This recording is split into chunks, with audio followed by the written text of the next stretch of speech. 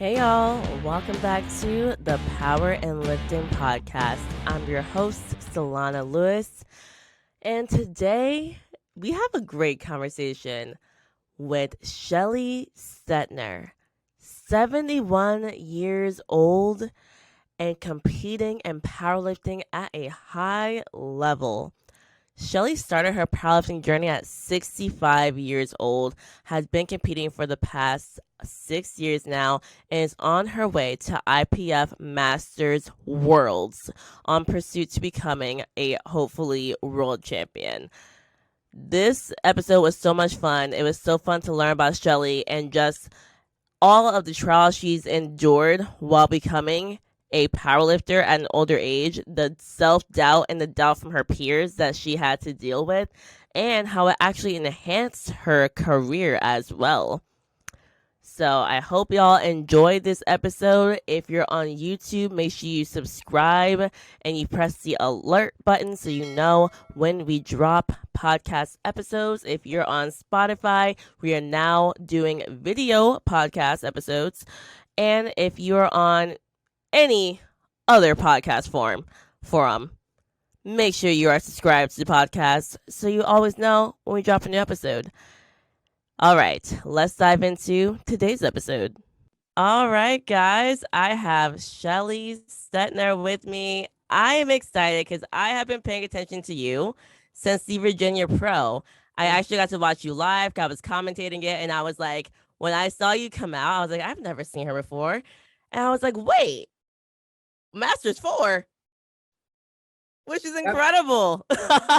Yeah, you did a phenomenal job. You and Kathy was wonderful. I have it saved. It's in my Instagram somewhere because you just captured the moment so well. You guys did a great job.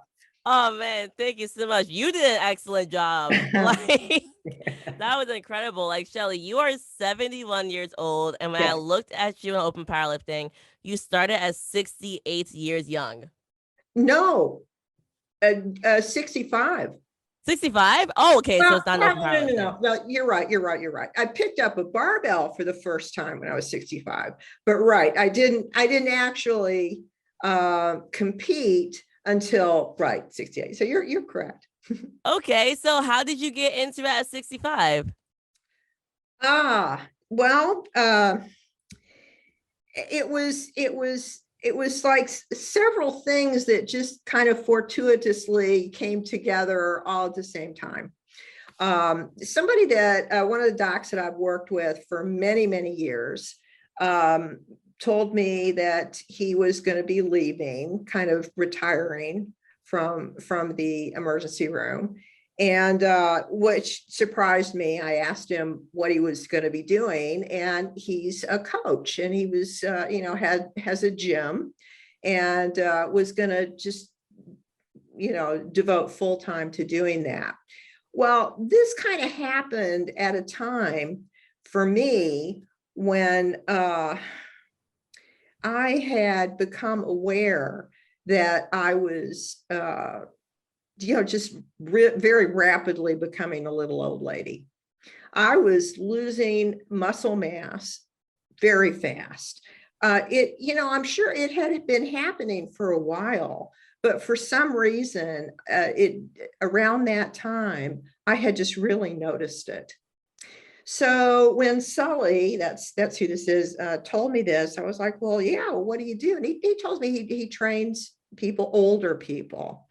And this was also right before a book that he was co-authoring with Andy Baker, and it's the Barbell Prescription, which is strength training for people over 40. It had not come out yet, but it was in the works within like 6 months or something. So anyway, it interested me.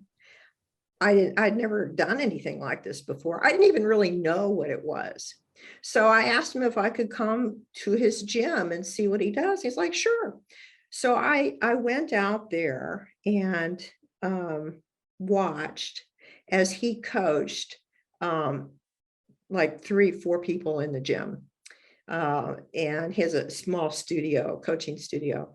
And one of them was this tiny woman, older than me at the time, smaller than me, hoisting this barbell up in the air. And I was like, wow, I want to learn how to do that. And so that's when it started. That was, let me check, that was my very first training was April 4th in 2016. Wow. Okay. So that was, and my birthday is April 17th. So it was just shy of turning 65. And yeah, I mean, I started with just the barbell, and twice a week. I just really took to it. It was very hard work. But he's an excellent coach. And I just learned from the bottom up. And that's where I just took to it. Matter of fact, I was informed that I was a freak at one point because I just kind of fell in love with it. I caught the bug, and I just all of a sudden I was getting strong. So that's how it started. And is he still your coach today? No, I stayed with Sully for, I want to say maybe about 2 years. But there's several reasons. He was very far away. It took me, oh my goodness, an hour to get there. And yeah, it was just very, and plus the training that he did was a group style training, like 3 of us at a time, 3 different racks. And it was twice a week. So I had gotten to a point where I wanted to train more frequently. Plus also it was just far away. Mm-hmm. Plus I was, I don't know where or how it came up, but I became kind of peripherally aware that there was competition. So I decided, well, that sounds like fun. And someone along the way said, well, I don't know why you'd be interested. You're not going to win. And okay. Right. Well, that did it. It was a little bit like, well, okay, I'll show you. So it was all those things again that sort of came together. And I found a gym that was close to me. And I started out with Andy Baker, was a co-author of, I knew about Andy. This was a starting strength method. I don't know if you're Mark Ripito and starting Yep. strength. Yeah. Okay. Yes. Which is exactly what it is. It was starting strength, which is how I started, a little bit on the bar each time. And so I was aware of Andy and his work, and certainly the book had come out by then too. Mm-hmm. So, and he has a barbell club, the Baker Barbell Club, which is a Facebook group. So I started doing this online. He's in Houston. And I joined the Facebook group, and I started with the programming that Andy does every week for the group. There's a couple of different tracks. And I stayed with that. As I got more into it and more serious about training and wanting to do competition, he then agreed to take me on as a client. So he's my coach, and he's been coaching me now for over 3 years. So wow. And when you got to the point where you decided you wanted to compete, what were your numbers at that point? Oh, Solana, don't even, I started out initially with starting strength. which they had a competition, and it's not a traditional powerlifting. It was overhead press, squat, and deadlift. Okay. So my very first competition was one of those. I mean, it's deep in the internet somewhere on YouTube or something. I did Yes. an overhead press. I think my deadlift was 270 or something. Okay. Which, was a big deal. Yeah, not bad. I won. Woo! Competition. But during this time, I kept training, kept learning a lot. I was just, a young lifter. I'm still a young lifter in terms of lifting. And I had met Gina Hensley. I don't know if you know her. Yes, I know who that is. Yes, she's I would call her my mentor. Yeah, we were I met Gina in one of the gyms that I was at, and I had my online, with Andy, so I had my training, my program, and Gina was there, and I met her at the gym. And that's where I learned really about the USAPL. And, she taught me, I learned how to put on knee sleeves from Gina. Nice. I learned about the different collars, how to load up the bar correctly, with the plates, which way they should face. This was pre-pandemic. And she really helped kind of get me into all of that. So the Rookie Rumble, I forget when exactly it is. It was October 12th. Oh, okay, you looked it up. It's right That here. was my very first USAPL meet. So I would say that would be my first powerlifting meet, was that one. So, and I don't remember what my numbers were at that point. Well, for y'all at home, I'm gonna tell you, there were 220 squat. You hit a 115.7 bench press, and you had a 292.1 deadlift. Well, I've progressed. You have a lot. Have. Yeah. Although my deadlift is struggling these days, but that's a different story. Like, that's a whole nother bag of chips. Oh yeah. But so it seems like once you caught the bug early on, there was like just full on momentum and no stopping you. Was there any pushback from anyone? Like, I just asked that because like it's not as normal to see someone who's your age get started. So I was wondering, was anyone like, you shouldn't be doing that, or you're gonna hurt yourself? Everybody was.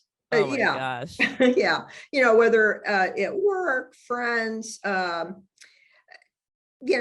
sisters were okay, but yeah, it just wasn't something that I should be doing, according to others. And, the thing is I bought into it too, quite a bit. Oh yeah, it was hard, so there was always a small voice, like, what's a nice little old lady like you doing these block pulls in this iron gym with chalk everywhere, and all these guys, what are you doing? But you kept going. I sure did. And it's not like the little voice doesn't pop up every now and again, in terms of, you're going to hurt yourself, maybe the tissues can't handle this anymore. But I've adapted as I've gone along. I mean, it hasn't been easy.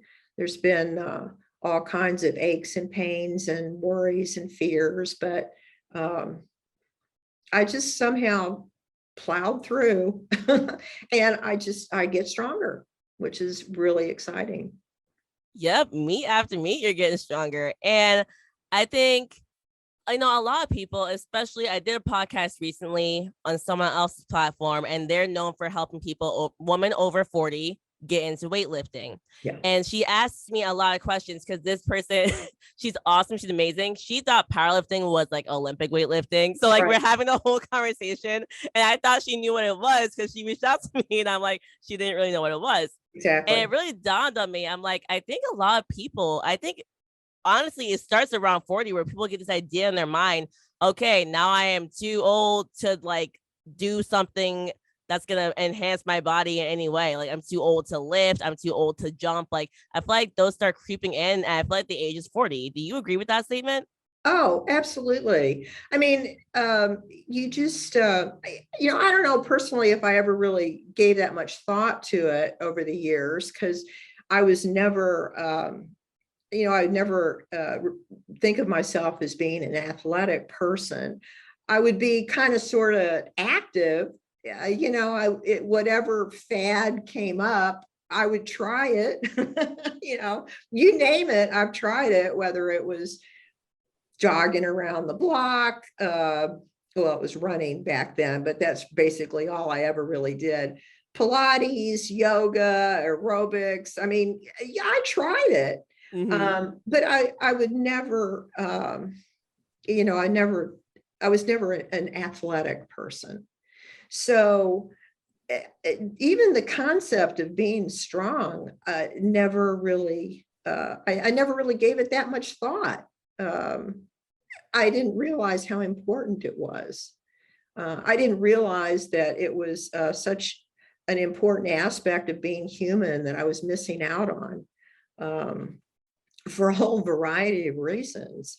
But then by the time, you learn about these things, it's like, yeah, you're too old to do it.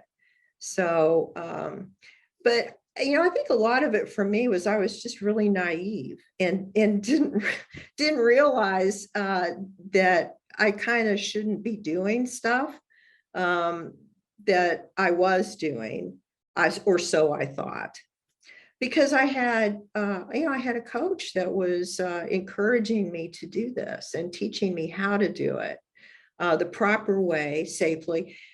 I was very, very lucky that I've had coaches that kind of understand how to take someone who is deconditioned seriously or never conditioned, and then being able from the ground up to teach them strength training.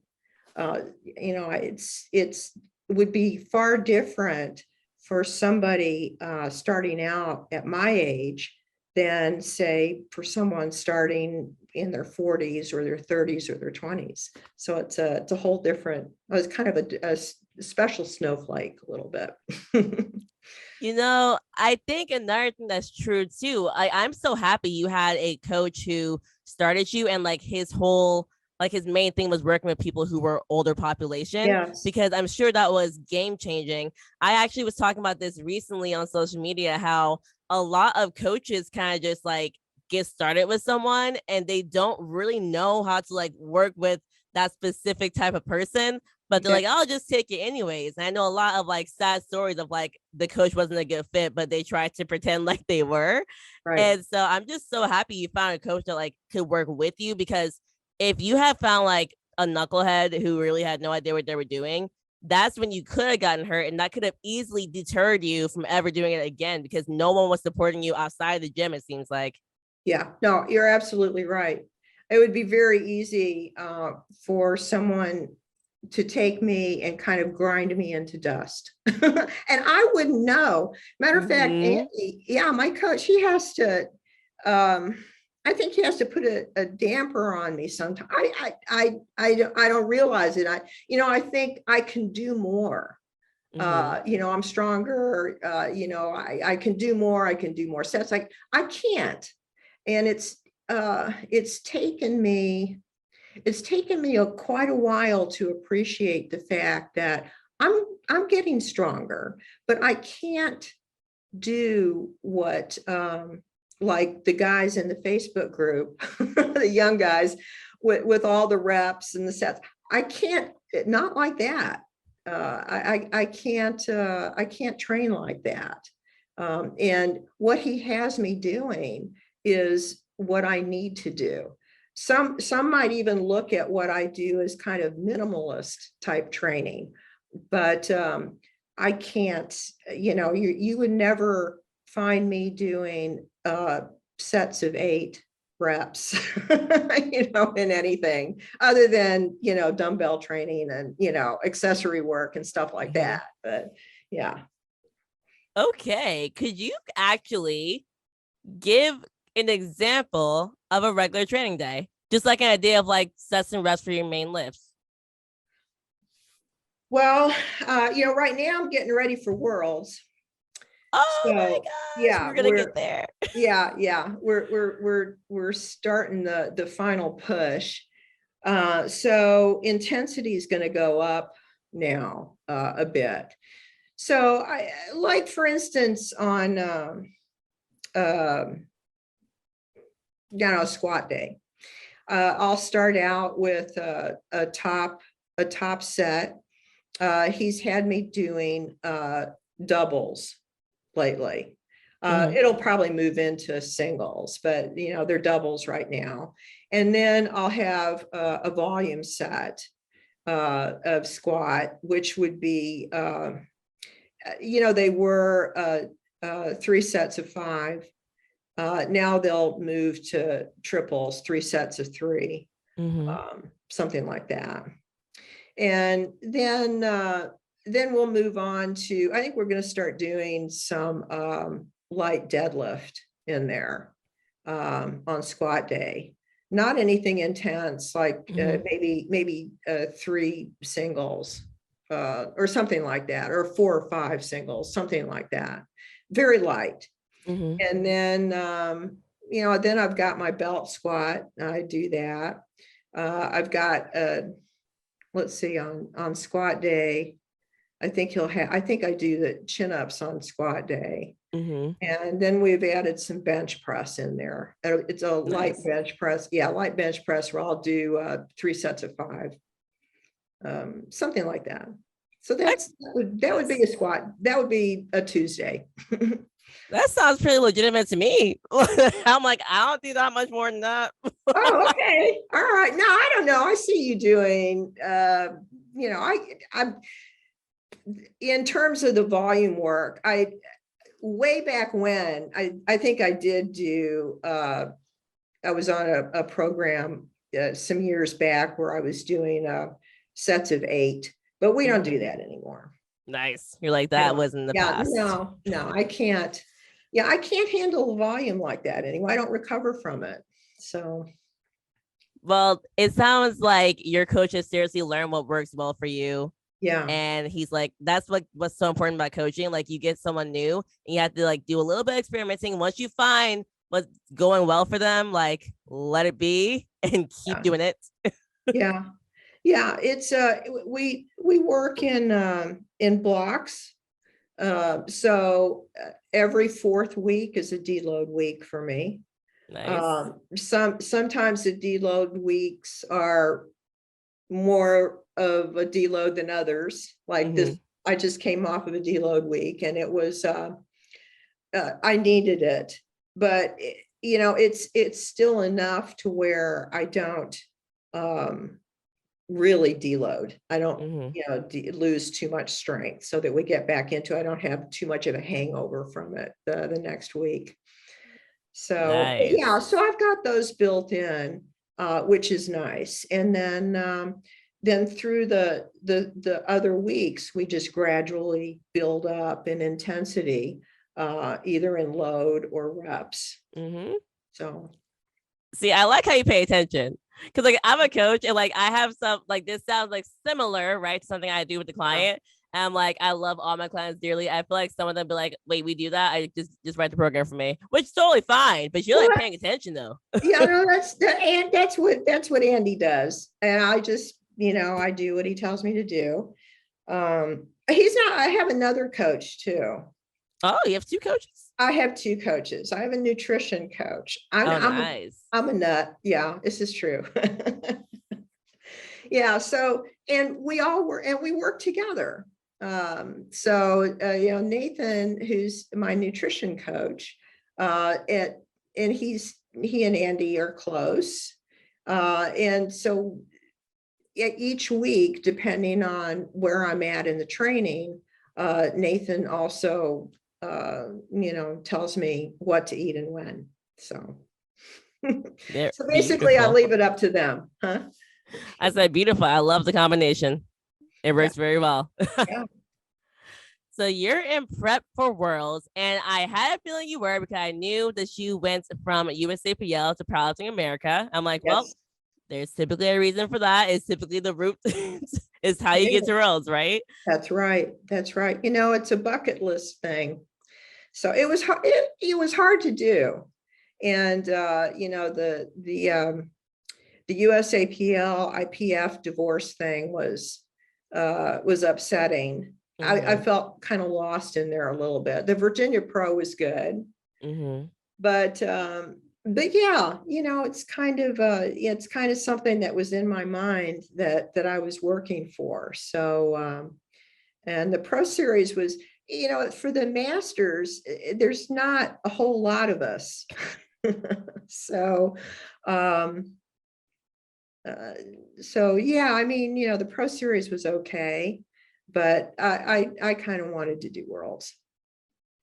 And that makes sense because I think a major conversation I had with people after the Virginia Pro Masters meet, I went out to dinner with some people, and that was kind of the common consensus. Like, I am a fan of the Pro Series 100%. Yeah. And I'm a fan of really all federations, but at the end of the day, for Masters, I think you'll get a lot more out of PLA especially if your goal is Worlds, because like that's how you get there, and that's like the big meet for people who are Masters and can know they can get in. Yeah. No, you're right. You're right. And Powerlifting America, they've really promoted us and they support us. It's really good. It's really exciting. I mean, it was hard to leave. I mean, I was a referee. I had all my USAPL friends. It was, but you do what you got to do. I did not know you were refereeing. You got really okay. So what else were you doing? You coaching anybody? No. Okay, I was like, you refereeing? No, not into that. No. But still, it's awesome that you were coaching, because honestly, like, even getting people, I mean, New Jersey's doing pretty well, but there are a lot of places where like we're lacking coaches. So it's so cool that you were like, you know what, I'm gonna get more involved, and besides just be a lifter. No. It was just I just went to be a referee, just to ref. Yeah, and actually, the pandemic happened right about that time. I got to referee one meet, and that was it. And then everything else started happening, and I made the jump to PA. Yeah, so, and you have to resign. You have to resign from the USAPL. It's like intense. It was, but so be it.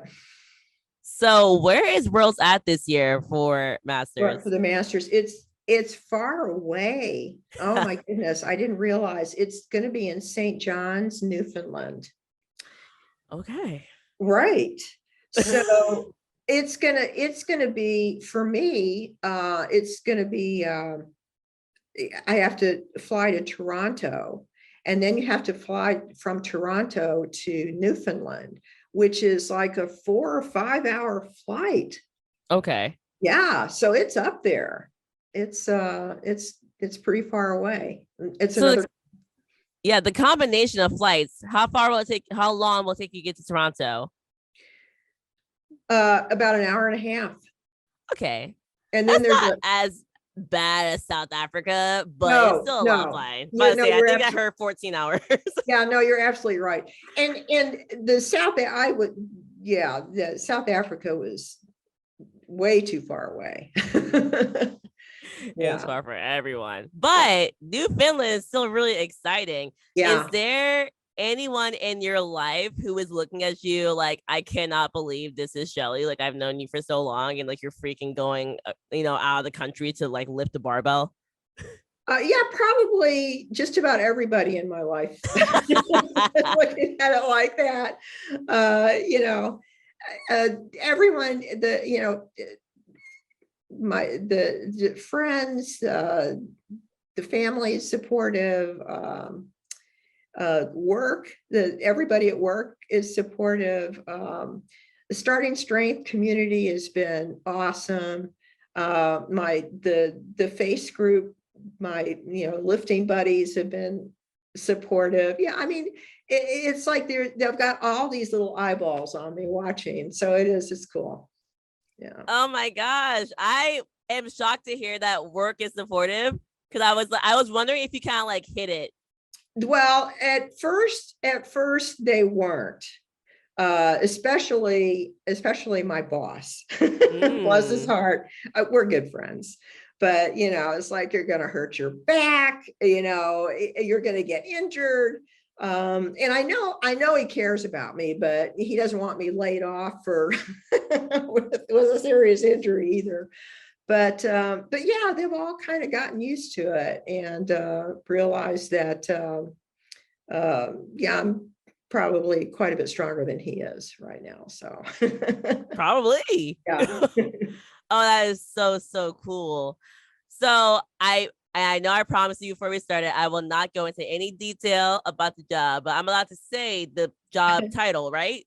Oh yeah, that's fine. Okay, cool. So Shelly is a psychologist, which once you emailed me that, I was like, you know why? Because even though I have a therapist who's not a psychologist, like a regular therapist, Well, no. I've just been Psychiatrist, not a psychologist. Oh, I got it wrong. I'm so sorry. That's okay. That's all right. You know what? People are probably like me. Can you please explain the difference? I will literally use the two words interchangeably. I know that's not correct. No, it's not. Can you please educate me on a difference? Yeah, no, a psychiatrist is a physician who then specializes in psychiatry. So a psychologist is it's an academic degree. It's not a medical degree. So you have to go through medical school and go through all of that. And then you specialize, just like in internal medicine or pediatrics or surgery or psychiatry. So that's what it is. Cool. Oh my gosh. So they slightly changed the question, but okay. Being a psychiatrist. Yeah. For how many years?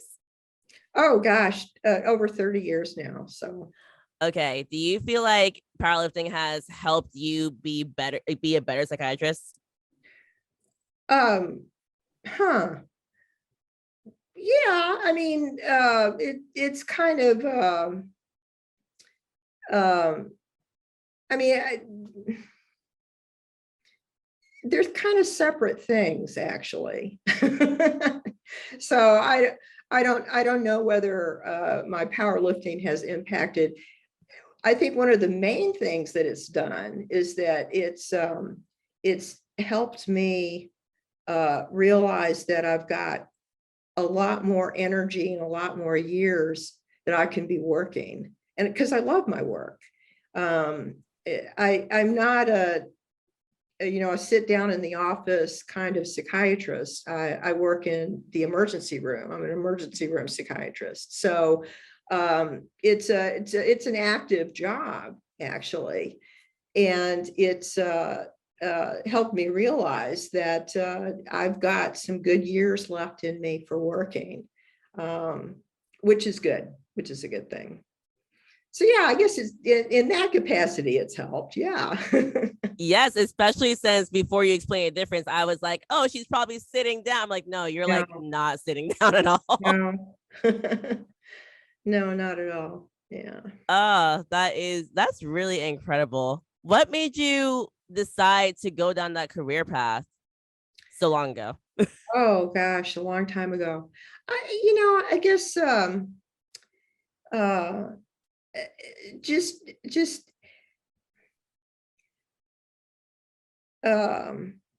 trying to help people, with their their internal struggles.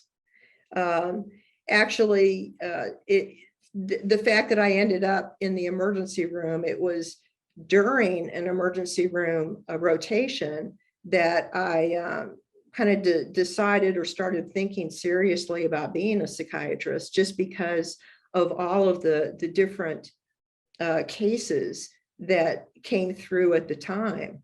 One in particular was a disturbing, was a serious suicide attempt. And just, looking at this person and helping this person at the time and wondering what would possess someone to want to do this to themselves. And so I kind of got the interest then, together with the emergency room and emergency room medicine, which is also something that interested me. So somehow I've managed to get into the work setting where I can do a little bit of both, which is good. Oh my God, that's so cool. I love hearing about people who have a job that's nothing to do with what I do. It's so fascinating to me. Yeah. So do you think you'll be like working for the next decade? Oh yeah.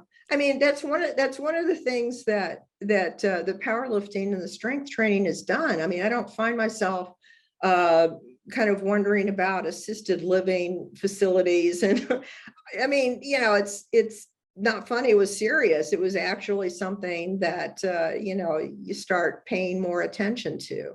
But yeah, I've gotten way past that. So I mean, this is really something that's given me a lot more energy and strength, and a lot more interest just in continuing the life. I think this is really, hopefully someone hears this and they're inspired by it, because I think so many people just like assume that you inevitably become weak and brittle at like a certain age, and it's just like the world, just wherever the world takes me, like I have no choice. And it's like you made the choice to get stronger, and now you're like, I'm 71 and I know that I will not be in assisted living. I'm going to keep working a job that has me on my feet. Yeah, that I love. And yeah, and plus the powerlifting I love too. I mean, it's like the perfect hobby. So yeah, it's really changed. It's changed my whole life, actually. It's I think what you just described about how you're weak and you just kind of inevitably wither away. I bought into that too. I mean, it's impossible not to, because that's what the culture kind of tells us. So it's just not true. It does not have to be like that. No, it's not easy, but it does not have to be like that. Yeah. So I still have a question, because I'm trying to get into the mind of the person who has these false beliefs. And they're probably thinking, Shelly, you walked in there to the gym for the first time, you saw weights and you picked it up, and it wasn't even that hard. And you're probably so confident. No, And I know that's not true. So tell me you're right. what you were feeling day one.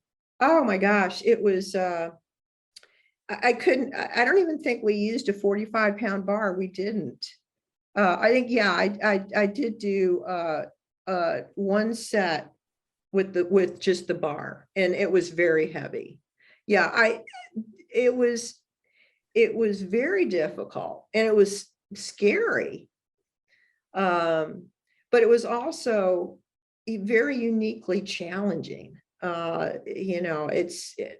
I had my book. I still have my log books. You can write down exactly what you do. You see the progression week after week. You can actually look and concretely see yourself getting stronger. Mm-hmm. Yeah, it was very exciting. It was just not something that I had ever felt or realized I could do. So, but it was very scary at the same time. So I think like you said, I'm very fortunate that I had people around me that could teach me and encourage me to do this. and have coaches that continue to, put weight on the bar and Yes. with an expectation that, yeah, you can do this. So now it's like, I look at it, it's like, well, okay, I trust Andy, and Andy feels that I can do this, or else he wouldn't program it for me. So, and he's right. So here we go. So you're now 6 years in. What was the point where training in general, not even just like powerlifting for competing, but training felt like second nature to you? Oh, I don't even know if I'm there yet.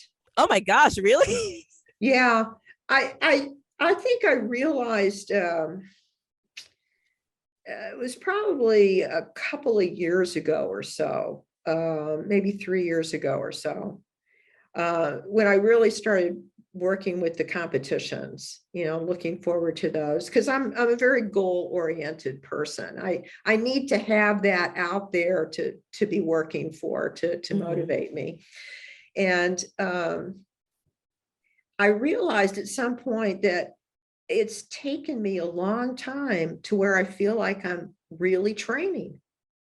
I don't know if that seems weird, but I mean, versus just kind of learning how to do all of this, because I think learning, just like learning the squat or learning the deadlift, or my goodness, the bench press was really hard. I mean, and it just took me quite a while just to kind of get that figured out, to where I was able to get to the point where we were putting weight on the bar and I felt like I was actually training. It's it was a slow process. And it was kind of after the fact, I looked at it and I was like, wow, I'm really training now. But it wasn't something that happened right away. And even now, I mean, I do feel that way, but there's still, like with the deadlift, I had to switch from conventional to sumo. So, which is basically a new lift for me. So it's a little bit like starting something new again. Does it feel better for you? Oh yeah, in some ways it does. I don't have the issues that I had with conventional, but it's also more difficult in other, just technical ways. So I've had to work with it. I'm still having to work with it. It's not something that's just second nature to me yet. So I have to think a lot about it, which I'm finding I don't have to do with the other things so quite so much as I used to anyways. Oh my gosh. Dude, it's so cool. I'm so happy you're here competing and going to worlds. Yes, me too. Me too. All right. I'm gonna end with just asking you a few questions just so we can get to know you more outside. Well, not combined with powerlifting, but just kind of like random questions. Okay. So, number one, what was your favorite meet so far? Because at this point, you have done 1, 2, 3, 4, 5, 6, 8. Nope, 7. Really? Wow. No, I lied. There's repeats. You've done 6. Yeah. The Virginia Pro was pretty cool. That was really a fun meet. It was very unique. I you know the fact that it was age adjusted, which is also very unique. I'll probably never compete in a meet like that again, I think. But the fact that at one point in time, very close, I almost beat Anthony Harris is just I amazing. know you did. Just amazing. Yeah, and just to be on the podium with those amazing lifters, that was just an amazing experience. Ah, So, okay. This rolls me to the next question. Who is your number one powerlifting role model? oh wow. Uh That's hard. That's probably Sam. Sam Calhoun? Yeah, Oh, probably so. Probably so. Although Susie Gary she's she's a pretty legend. amazing too. Yeah. Both of those women are just incredible. Just incredible. So Maya asked, what makes Sam or Susie and Susie, like what makes them the role models for you? Because there's so many incredible people. Is it like what they post or like how they portray themselves?